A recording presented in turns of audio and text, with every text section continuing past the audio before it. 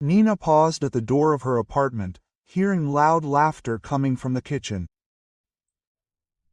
The keys trembled in her hand after a 12-hour workday as deputy general director of the city's largest logistics company.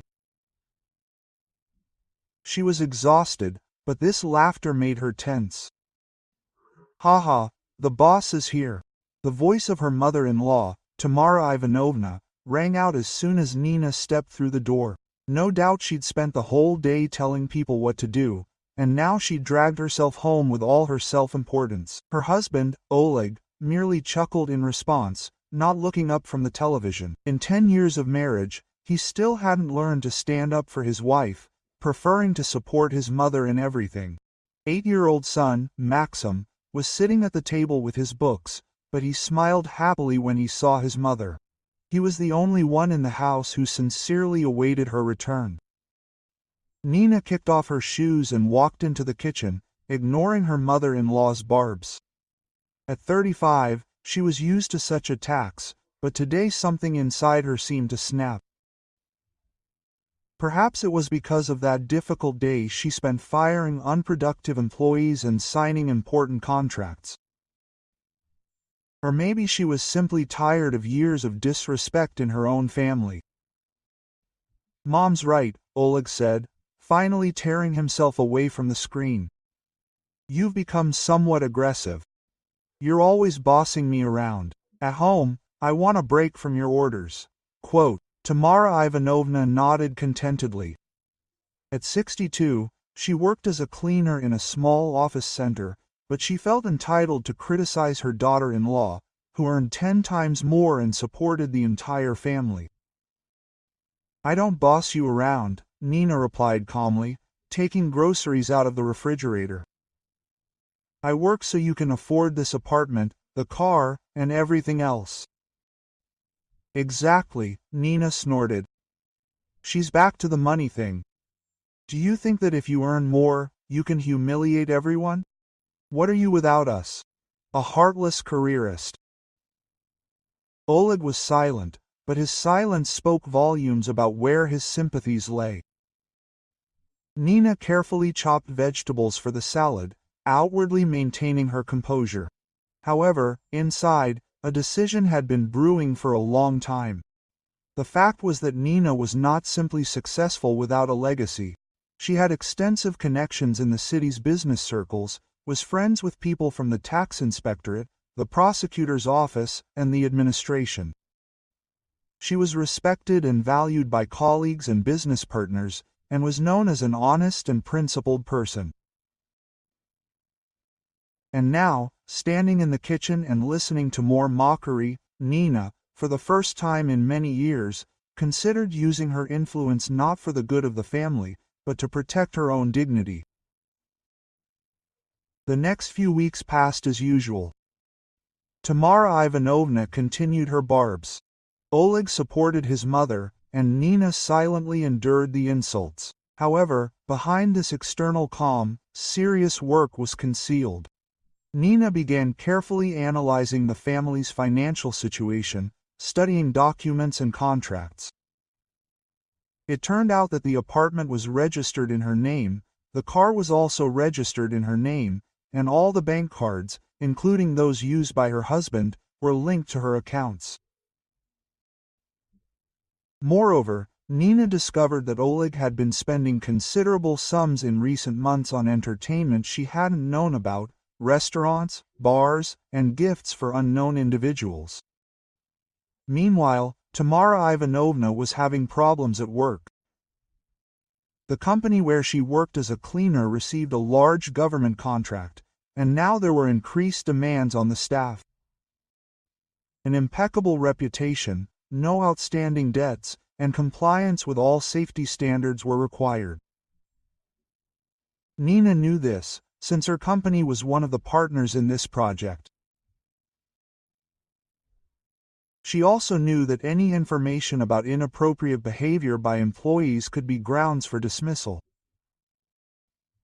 One evening, when Tamara Ivanovna once again began her bullying, Nina quietly took out her phone and turned on the recorder.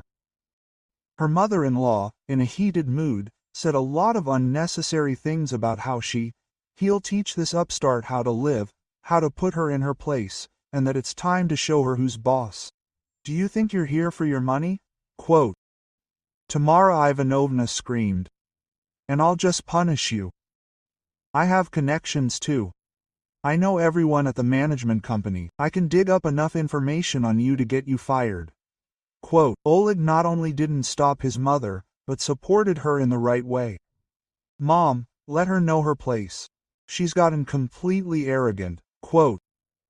The next day, Nina went to meet an old acquaintance, Mikhail Fyodorovich, who worked in the administration and oversaw city contracts.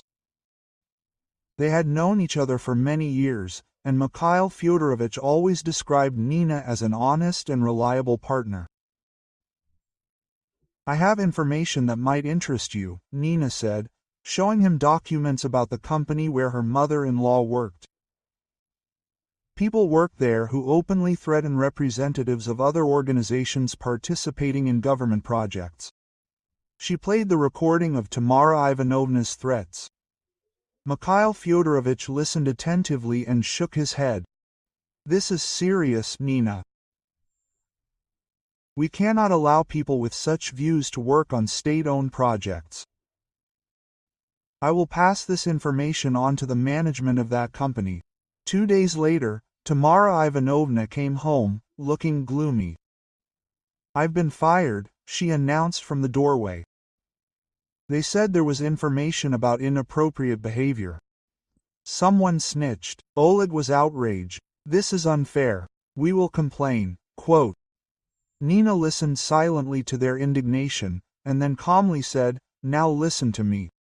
She took out her phone and played the recording of the conversation in which her mother-in-law threatened her and bragged about her connections. The faces of Tamara Ivanovna and Oleg turned pale. It was you, her mother-in-law began. It was me, Nina confirmed.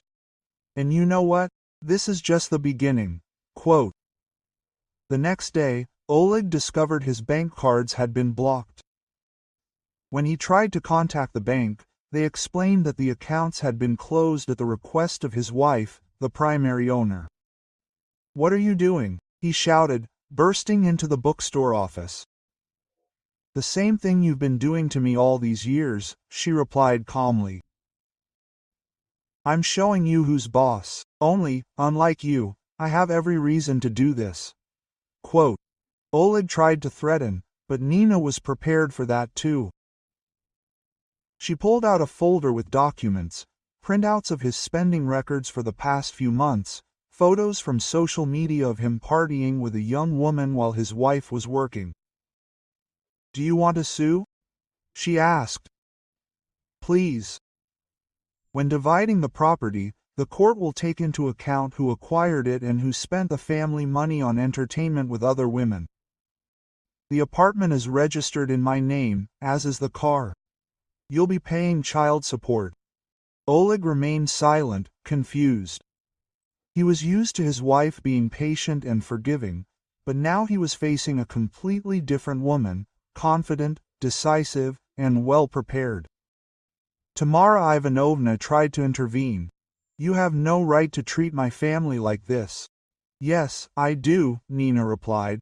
And you know what's most interesting?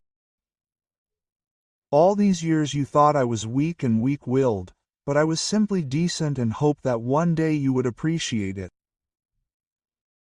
But patience has its limits. The divorce went quickly and without any particular problems. Oleg didn't resist, realizing he had no chance of success.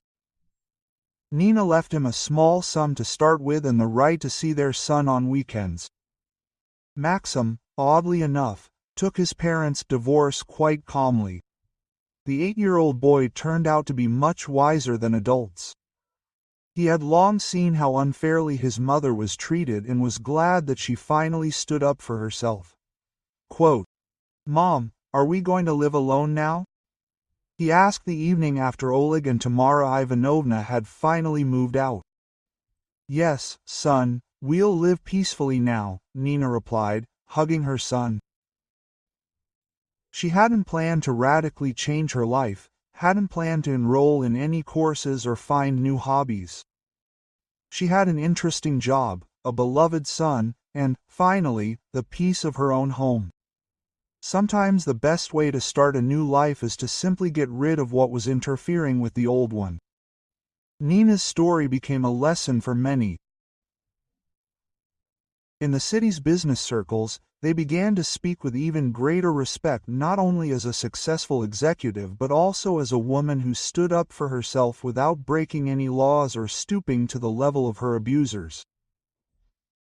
Tamara Ivanovna, however, was unable to find a new job. Rumors of her behavior spread throughout the city, and employers preferred not to engage with conflict-prone employees. Oleg got a job as a manager at a small company, but the salary there was 3 times less than what he was used to spending. Nina, meanwhile, continued to build her career and raise her son, finally having the opportunity to live the way she wanted, not the way others demanded of her.